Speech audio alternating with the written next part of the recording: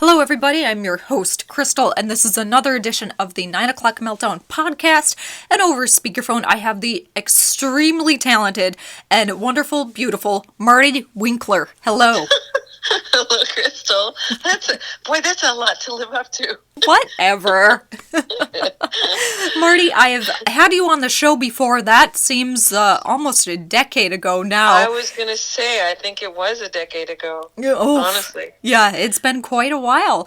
Yeah. What have you been up to? I mean, I see on your vast experiences that you've been traveling quite a bit.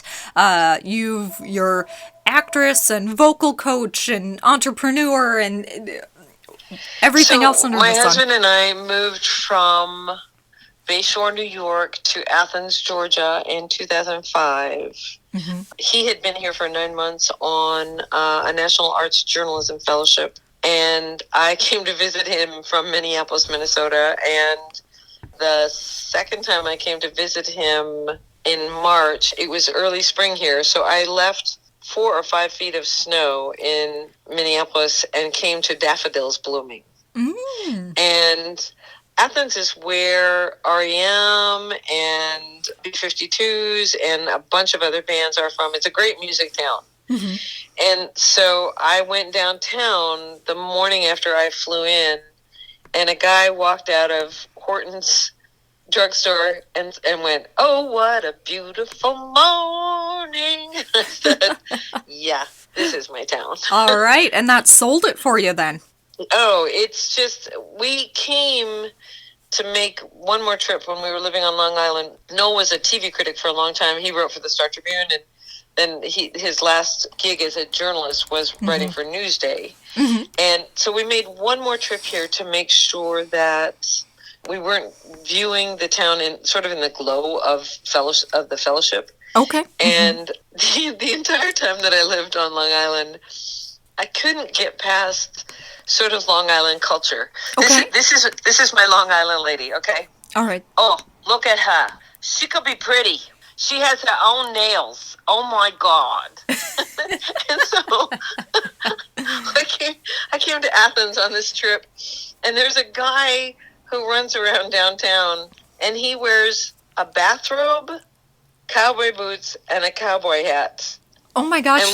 Yes. And when I saw that guy, I was like, anything I want, and, within reason. Yeah. And I will fit in. Perfect. So you have your own, what's that guy called? The Subway Cowboy?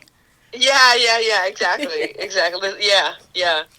There's a lot of, they embrace eccentrics in the South anyway, but this is a great example of Athens. There's a sort of a competition in Atlanta called a 24-hour movie. And so in 24 hours, people have the script, they have a director, they have their actors, and in 24 hours, they have to shoot the entire movie. Okay, so for this particular movie, the director and the scriptwriter wanted a lot of kind of bizarre scenarios. And so there's a wonderful costumer in town by the name of Mary de la Plaine. And Mary has just an outrageous number of costumes. Okay. And so Mary outfitted me in... It was a gold lame top. Then it was a ruffled skirt that was kind of gilded, and the lame top showed as much cleavage as like down to the bottom of my sternum. and I said, because as Dolly Parton likes to say, I'm blessed. Uh-huh. And I was like, Mary, I don't have the bra for this. And she said, you don't have a gold bra? Like, of course I would have a gold bra, in my closet. And she was like, just go to TJ Maxx. I bet they have one. So think, gold lame top. Somebody drew makeup on my face like something exotic and swirly. I had a tiara, and then I had aqua spandex tights and rainbow tennis shoes, high tops. I love it. I'm getting this yeah. So I stopped to fill up my car on the way to the shoot, and nobody batted an eye. they were like, oh God, it's another musician, whatever, That's Marty, that's fabulous. I mean, when I think of something like that, I don't think of Athens, Georgia. I think of like downtown New York or something Right, like that. right. That's very Yeah. interesting. Athens is very live and let live.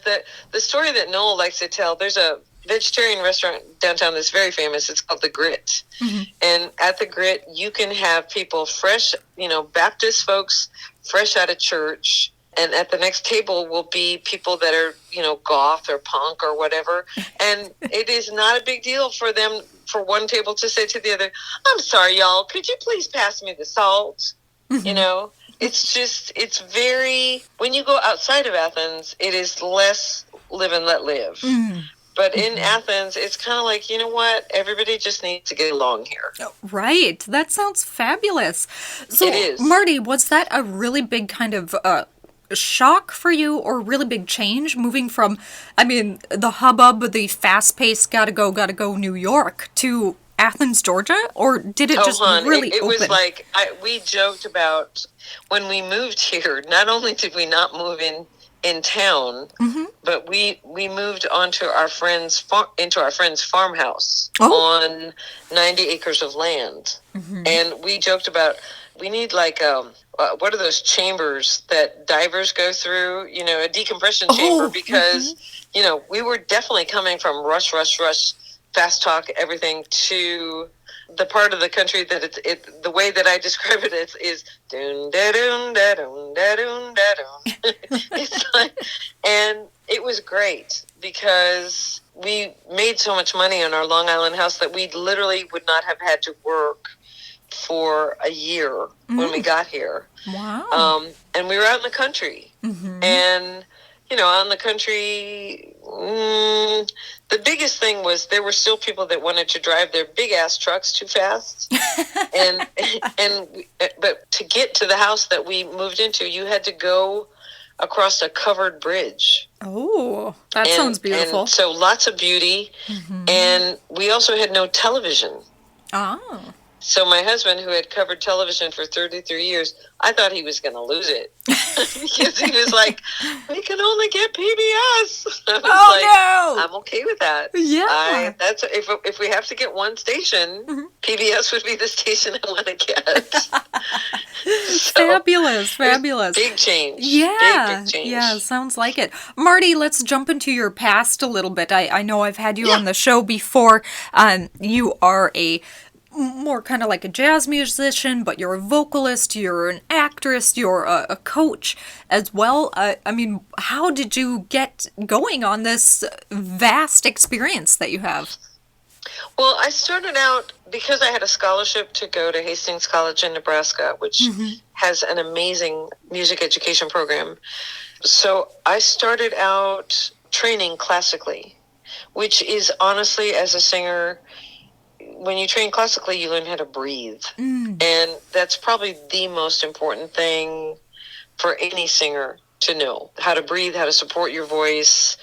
The first year that I was at Hastings, my teacher got really upset with me because she had asked me to put my guitar away. Oh. And for me, I've been writing my own work since I was 13.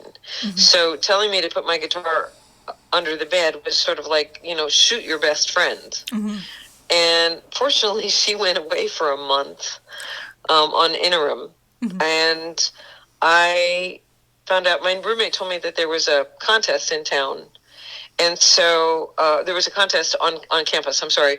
And she said, you should audition. And so I had written exactly 3 songs at that time. And so I auditioned, and I got a standing ovation. And so my teacher came back, and she was like, well, I understand that you're the toast of campus. And I said, Ardith, I don't want to go to Juilliard. I don't want to sing at the Met. I want to sing my own songs.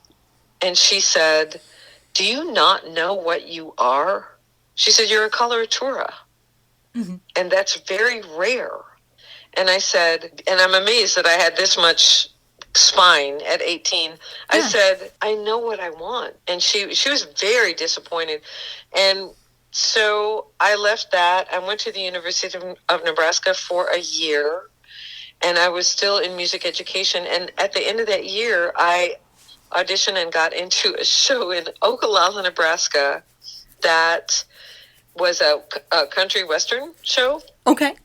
So think of me, Crystal, think of me in fishnet tights, forfeit heels, a satin dance hall girl dress with lots of cleavage, about an inch of makeup. Oh. And that 2 shows a night, 7 nights a week. Mm-hmm.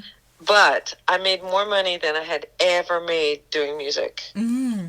And I took that money, and I toured part of the United States and Canada on the back of a motorcycle.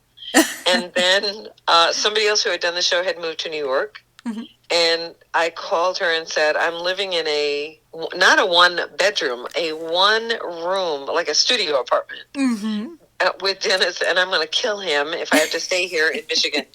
And Sherry said, come to New York. I am the only person that I know who moved to New York who had a place to stay and a gig and a job in a week.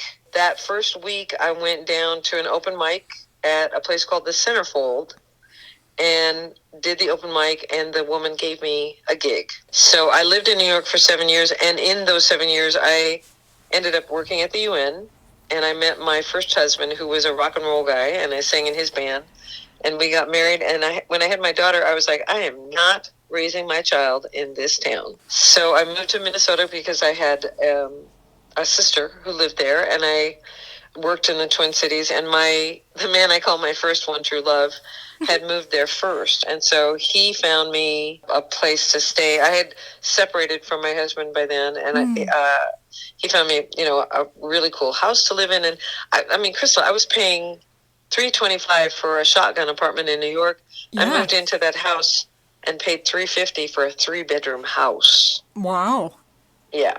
So I lived in the Twin Cities. I ended up divorcing my first husband, and then I met Noel, who came to one of my gigs with my a cappella women's group and gave us a rave review. Nice. Yes, very nice. I called him up and said, do you know how hard it is to get free ink in this town? And he said, I'm looking for a songwriting partner. So we sat down and had brunch. This sounds awful, but he was married when we met for brunch, and 3 months later, he moved out from the house that he was sharing with his wife, and we started to date and to write together. And it's very interesting because by the time we got married, like, when you have a writing partner that you don't live with, you get together and you make time to write. Well, when you live with your writing partner, you don't do that. Oh, no. You're so busy, like, parenting kids and making dinner and stuff like that. And so our writing output kind of turned down, at least until the kids were done being raised. In 26 years of being together, I think we've had 8 really good knockdown, drag-out fights, and 2 of them were over songs. Oh, jeez. There's a song that's coming. It's going to be on my next album. That's the album is called "Songs I Never Sang for My Father," and the song is called "Continuing This Relationship May Be Hazardous to Your Wealth." Do you remember on the cigarette packs it used to say continuing smoking may be hazardous to your health? Yes.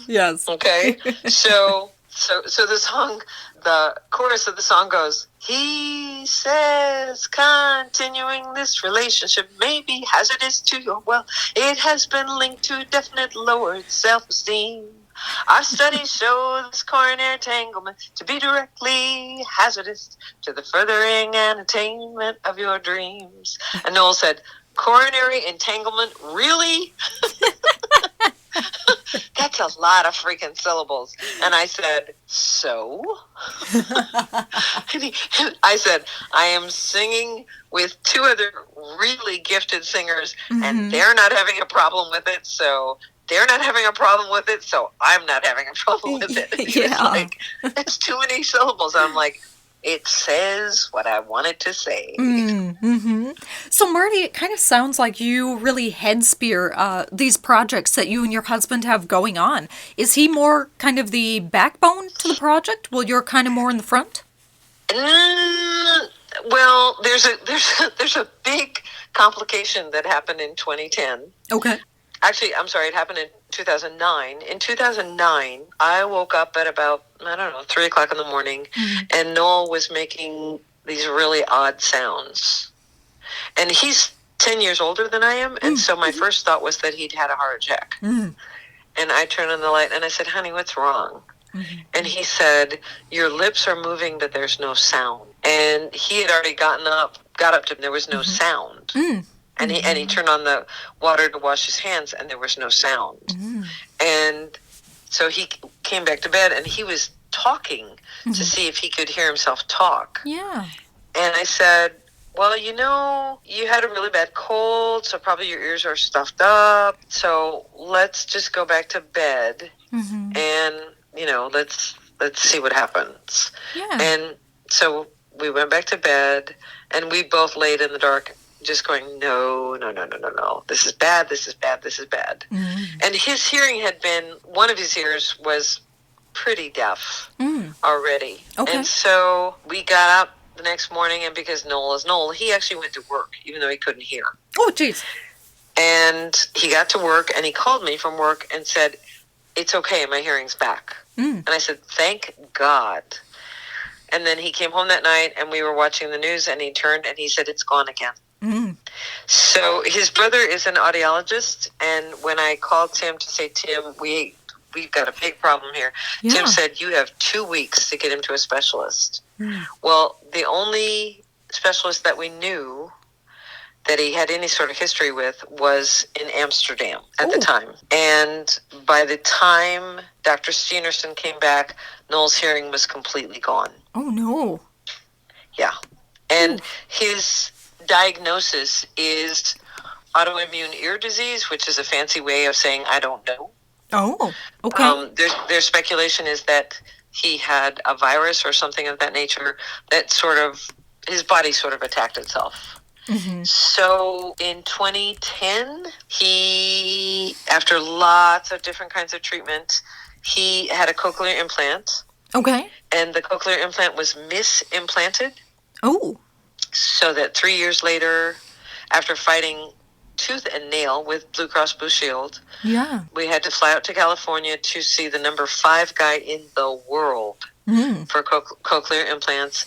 They took the first implant out. And Crystal, to put an implant into your body, they have to drill a hole in your skull so that because what you hear with a cochlear implant is digital sound. They destroy the natural connection to your cochlea and do digital sound. And so flew out to California, had the second implant. While we were out there, the umpteenth doctor said to Noel, you're so articulate, you should write a book. And so at the time he was working as a PR person for the Peabodys. Yeah. When he retired from the Peabody Awards, he started writing a book called Life After Death. Oh. And it's about his journey, as he says, his misadventures in hearing. And Life After Death has been number 1 in its category, stories about disabilities, memoirs, more than once on Amazon. So he took lemons and made lemonade. There you go. But he used to sing with me, and he didn't have perfect pitch, but he cannot sing with anybody now because his ear does not function that way anymore. Does he still help you write and kind of compose music? He does. Like the other day, I wrote a song that's going to be on the album called Then Came Delaney. As writers who share a house, like writing time is sacred. If you know that somebody's writing, you do not interrupt them for anything except for the house being on fire or maybe one of the cats being attacked. So I was writing at the breakfast table, and I looked up and said, what's another word for wounded? And he said, stabbed. And I said, thank you. to writing what I was writing. And then this was on Christmas Day, and it's a song about my friend David Bancooli's dog. This, my friend got a pandemic puppy. Oh, okay. And this dog is now the love of his life. Oh. So, every once in a while a song comes to you sort of all of a piece.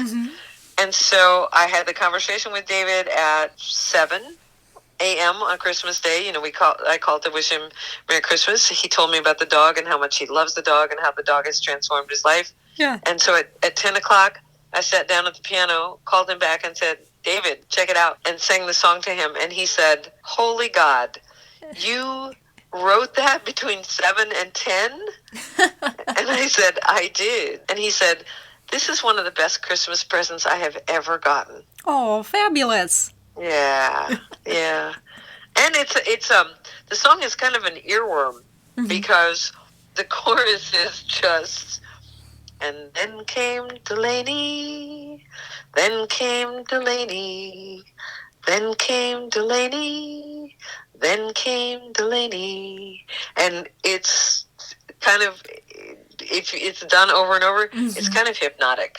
Yeah, I'm staring at the wave file on my screen here, and I'm like, yeah. Well, after I listened to it a bunch, because you know how it is when you record something. Yes. I went, oh my Lord. The beginning of this is the piano part. So I'm walking over to my piano. Let's see, because you're not as old as I am, so you might not know this song. But the beginning of it goes.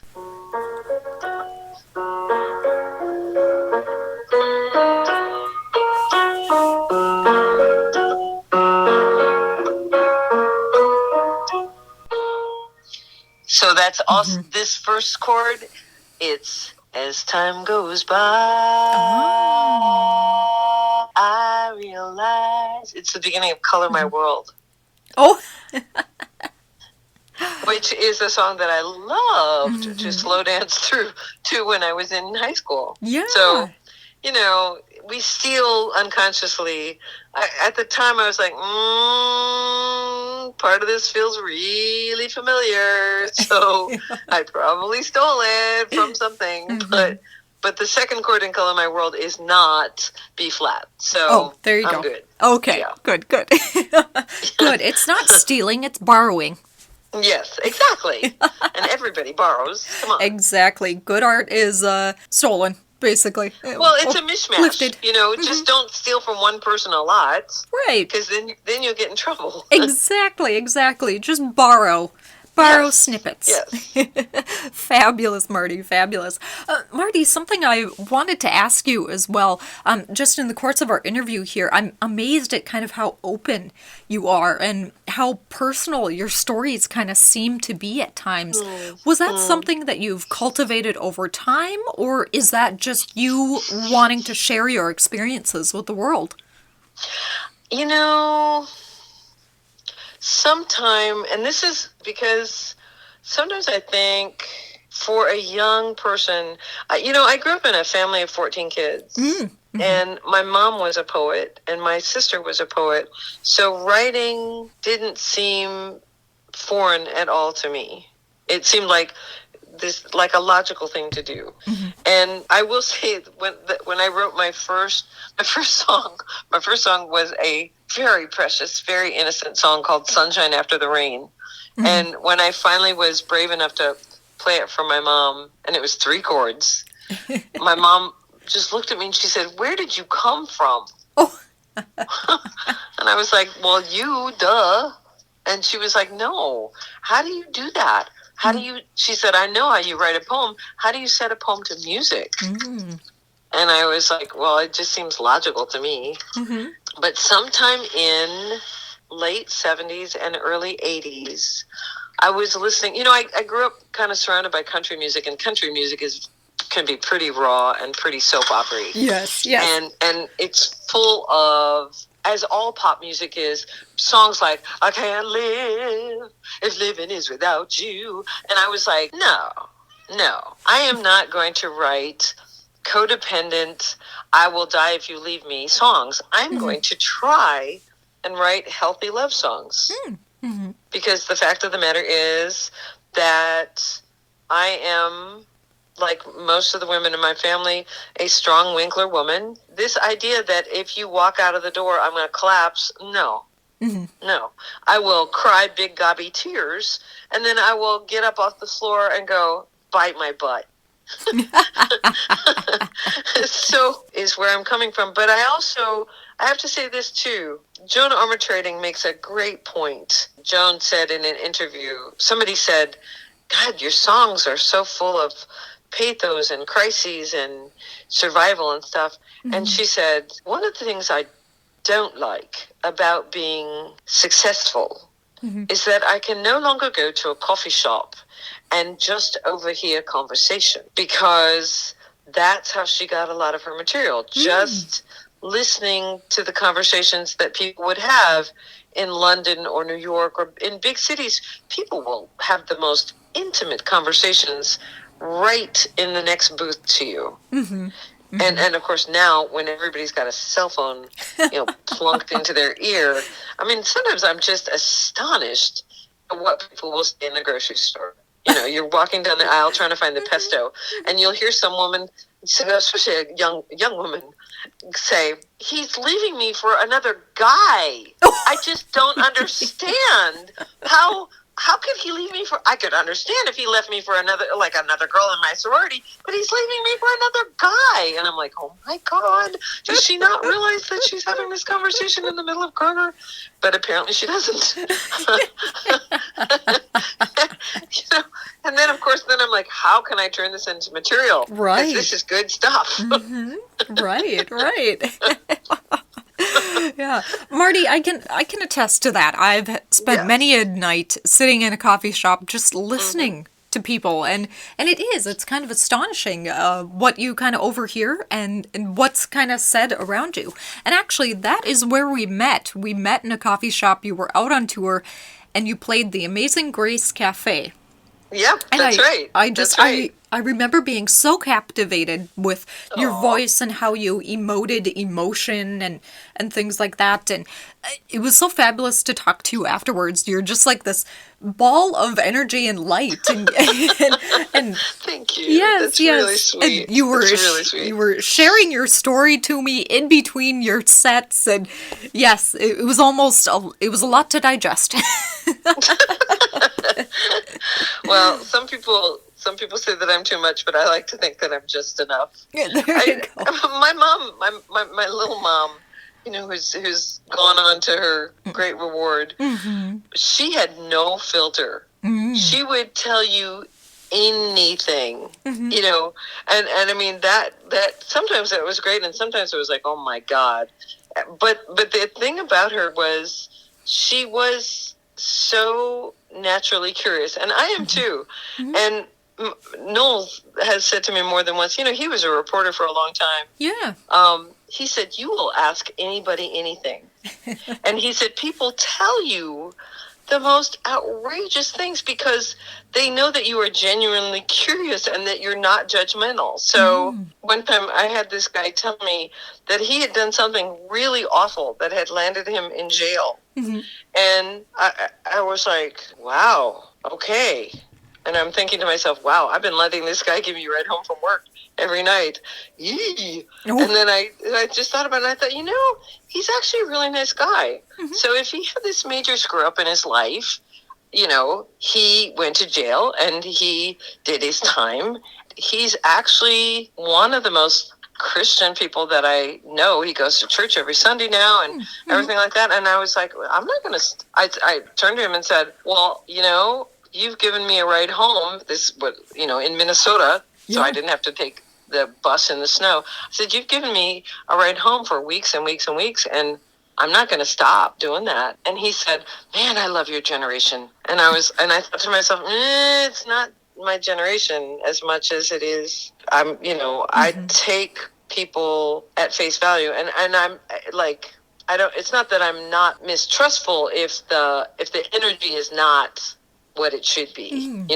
I'm not I'm old enough to recognize when, I think most of the time, if somebody's trying to con me on something. Mm-hmm. But, for instance, here in Athens, like many other places that are warmer, we unfortunately, especially since COVID, have a much greater homeless population than we did. Mm-hmm. And we give out food bags to the homeless people. I never give out money. But one time I gave this guy a food bag, and he said, I really appreciate the food, but what I really need is some cash. And I said, I don't give people cash. And he said, I am a vet. He said, I can prove to you that I'm a vet. And he just talked about his time in the Army and what it had done to him. And he said, I have major PTSD, but right now the VA can't see me. And I mean, he was the real deal. And so I walked back to my car and I got $5 and I came back and I said, you see this chicken salad thing that is in this bag?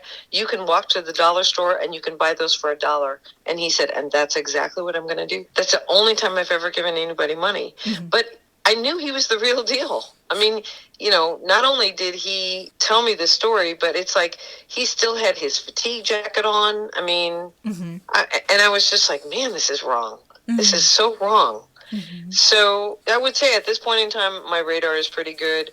But again, that's a story waiting to be told. Right. So, Marty, it kind of seems like you share a lot of stories, whether they're personal or whether they are told to you and things like that. Does that come through in your music quite a bit? I mean, I'm almost answering my own question here. You wrote a song about a friend's dog, so of course it does. You know what? It's very funny because sometimes, I do other people's work. And people will say, you should do this song, some song that they love. And I will say, I only do stuff that really hits me in the heart. I love the Bonnie Raitt song, Nobody's Girl, because that's a song I have lived. And so it's a song that hits me in the heart. One of the songs on the new album is What'll I Do by Irving Berlin. There's just something about that. And I mean, that song was written during World War II, and Irving Berlin was kind of capitalizing on the fact that there were all these GIs that were being sent overseas, and they were leaving behind their sweethearts. I mean, he was a commercial songwriter. He knew a good situation for writing when he saw one. Mm-hmm. It's not just that it's a beautiful song in terms of the lyrics, it's also the intervals that he uses to write are also just beautiful. Mm-hmm. And so the longer I write, the harder I try to say something that I haven't said before. Although all writers write about the same themes. They do. They write about, I can go back to journals that I was writing when I was 16 years old. And even then, I was writing about making good use of your time, primary relationship, being frustrated about not being able to get from A to B, or not living. There's a song that I'm hoping will make the cut. That it's called the Sunday Night Blues, and the lyrics are: the weekend wasn't long enough, and now Sunday's winding down. My spirits are not strong enough to face the Monday rolling round. Mm. It's not that I don't enjoy my work. It's not that I hate my job. It's just that I have so little time to myself that I end up feeling robbed. I've got a bad case of Sunday night blues. And so many years of my life, I worked a straight gig and then squeezed my art into Friday night, Saturday night, Sunday night. Mm-hmm. And then, Sunday night comes and you're kind of exhausted and you have to face Monday. If what you face on Monday is not your heart's desire, it's something to pay the rent or the mortgage, sometimes it's tough. Yeah. Very true. Very true. Marty, yeah. I can hardly wait for that song. That kind of sounds like a song for me. My wish for everybody is that if they don't get to do what they love for a living, that they live long enough to get to do the thing that they love. Now, is that kind of where you're at now? You mentioned that you had done kind of the 9 to 5 before. So when we moved here in 2005, I did a part-time job at the local library. Oh, okay. And when that job came to an end, I was making, I'm not kidding you, because it's the South where they pay nothing. I think I was making $8 an hour. Oof. And, in 2005, that was still not good money. And what I did was I had been teaching off and on. I'd been teaching voice off and on. And I was like, wait a minute. Why am I making $8 an hour when I can go to Full Moon Studios, which is it's a studio in Watkinsville, Georgia. I can go teach at Full Moon and make $15 or $20 an hour. Or, here's a thought. What if I make a studio in my own house and keep all the money? And at that time, I think I was charging 20 or 25 for a half-hour lesson. And then I realized that my entertainment lawyer, she said, why are you not charging $30? Everybody else is charging $60 an hour. Why are you not charging $30 for a half hour? And I said, you are correct. She was like, don't undervalue yourself. You're a really great teacher. I mean, Crystal, I've never had to advertise for a student as long as I've lived here. My students go out, they audition, or they do shows, because I teach everything from kids that are 15 and trying to get into the High School Musical, back when we still did that kind of thing before COVID. I mean, I have taught rock and roll people. I've also taught people. I had a woman that came to me and she was like, we have these conference calls, and she was from Spain. Oh. And she said, people think of people from Spain as being very dramatic and, very everything. And she said, I'm from northern Spain, where we're more reticent and we're shyer. And she said, I'm like, people are talking over me in these conference calls.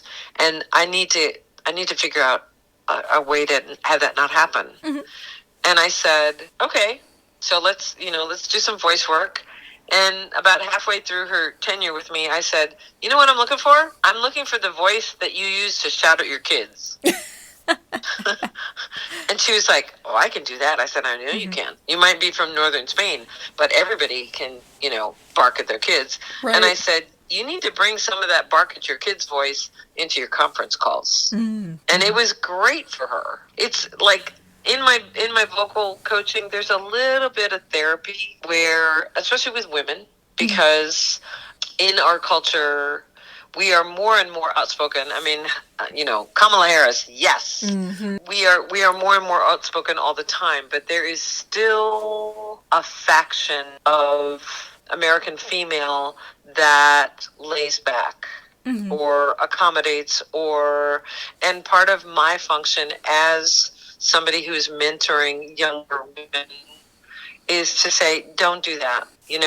Recognize you absolutely have a seat at the table, and use your voice to let people know that is your place, and that you have a right to it. And it's astounding. I mean, especially with the little 15-year-olds, when they come in to my studio, one of the first things I say is, okay, the media tells you that you're supposed to have the belly of like a 12-year-old boy. I'm here to tell you that you need a little bit of belly so that you can sing. So just relax and let your breath come down to that part of your body, and just know that, it's okay to have some belly. And I know that they're going back to the other 14 and 15-year-olds and going, Marty says it's okay to have a belly. Excellent. Yeah. Marty, have you done any coaching over like Zoom or Facebook video or anything? It's very funny that you asked that, because so now I'm part of an acting agency. I have the best agent in the world. Her name is Tanya Hensley, and she runs TDH Talent. Okay. And last night I did a Zoom workshop for about 40 actors. originally the tech person was muting everybody so that I would just talk by myself. And I was like, this is not working. And I said to the tech person, turn everybody on. Let everybody talk.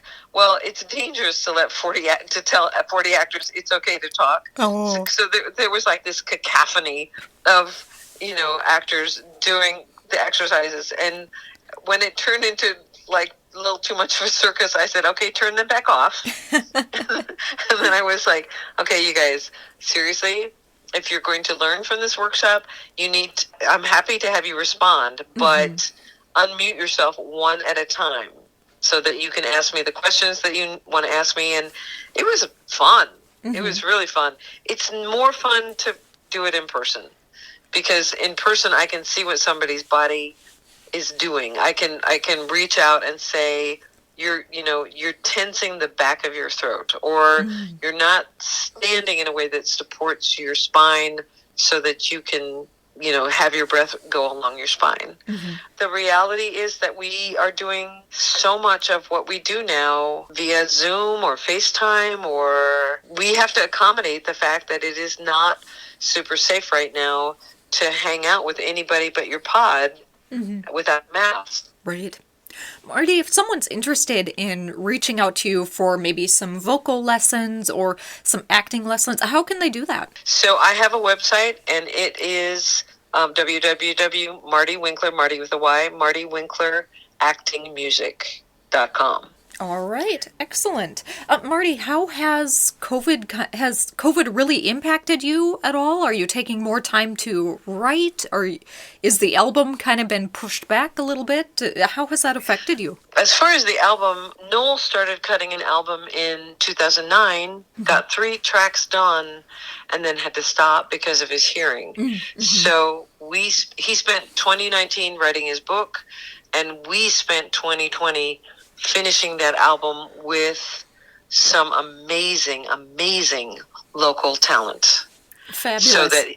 So that some of the local singers, including my group, the Georgia Sirens, interpreted the songs that he'd written, that he originally intended to sing himself. And I had started Songs I Never Sang for My Father in 2018, and then the man that I call my music husband, you know how people have an office wife? Yes. I have a music husband.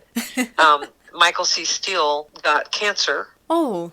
And had to go through treatment, and then partly because of the cancer treatment, then had to have heart surgery. So we had to wait for Michael, to get back on his feet. And he produced Bitter Late, which is Noel's album that's coming out later, not much later in this year. It's coming out soon.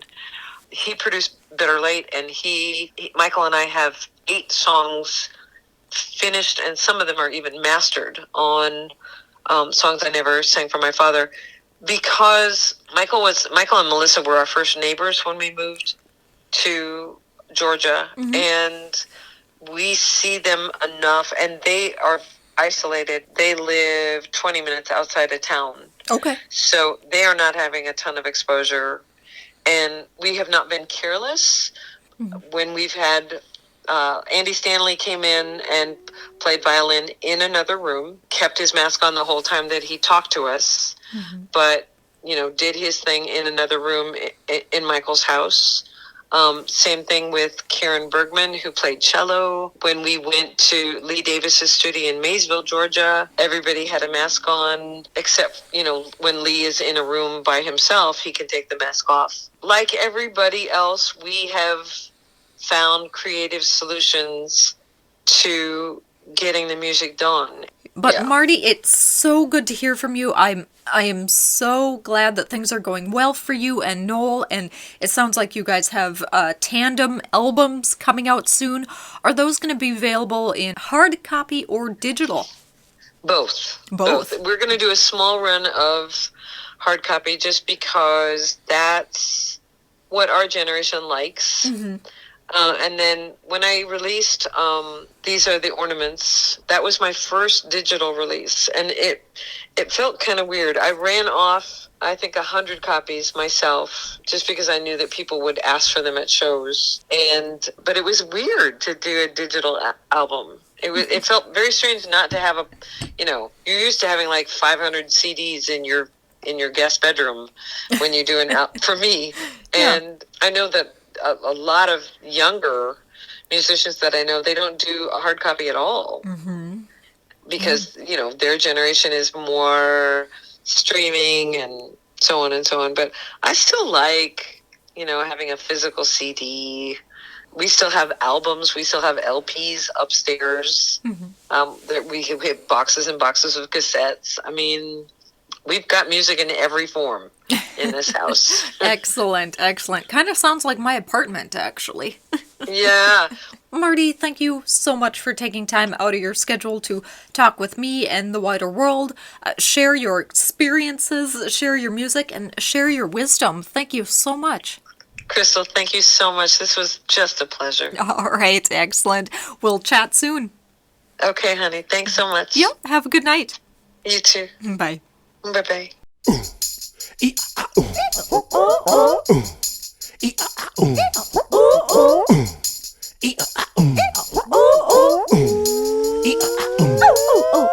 Trying to get a toehold on the ladder of life, trying to keep from sinking into confusion and strife, digging a hole deeper in debt each day, digging a hole deeper in debt each day, working to make a living, and the wolf is at my door. The taking exceeds the giving. I can't make it through much more. Digging a hole deeper in debt each day. Digging a hole deeper in debt each day. Baby, am I winning or am I losing? Tell me, am I winning or am I losing? Come on, baby. Am I winning or am I losing? Tell me, am I winning or am I losing? All of my friends and neighbors can see the fix I'm in. No one can lift a finger. They're in the same shape I'm in. Digging a hole deeper in debt each day. Digging a hole deeper in debt each day. Baby, am I winning or am I losing? Tell me, am I winning or am I losing? Come on, baby, am I winning or am I losing? Tell me, am I winning or am I losing?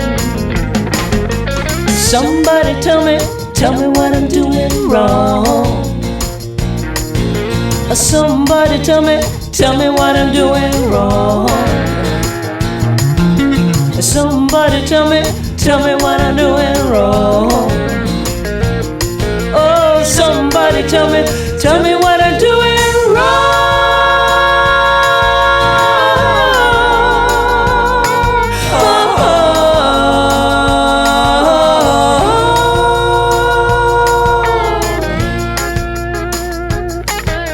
Somehow I'll carry this burden, even though I'd like to stop.